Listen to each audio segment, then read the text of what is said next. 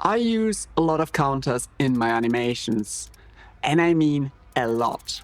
And I'm absolutely sick of animating them every time. So in this video, I'm gonna show you how easy it is to generate a custom node that creates counters for you. So like and subscribe and let's start animating. We are starting by creating an sText node, which is the base of our custom counter node.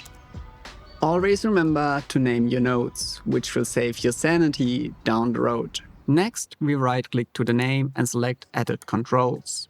This opens this window.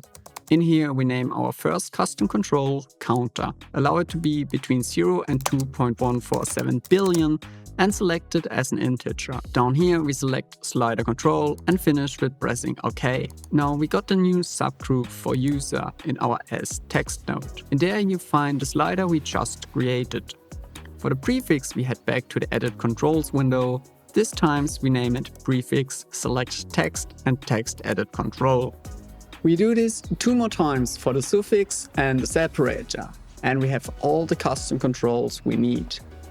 Whatever you type in the prefix will be before our number, and in the suffix will end up afterwards, while the symbol in the separator acts as our 1000 separator.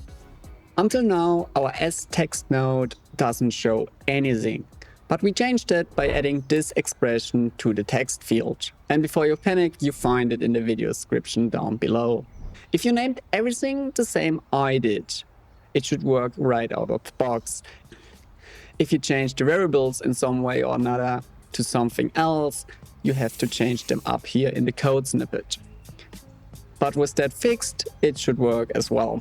Now we are completely set up. We select our sText node and create a macro.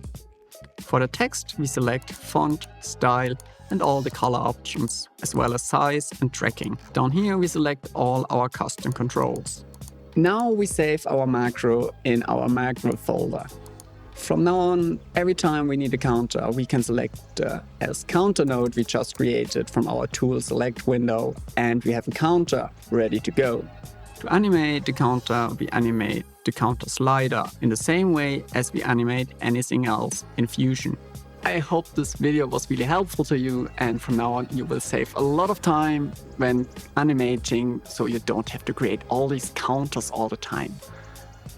I'm really grateful for you to watching, and if you're still here, consider subscribing for more videos like this one. So thank you very much, and I wish you a lovely Sunday.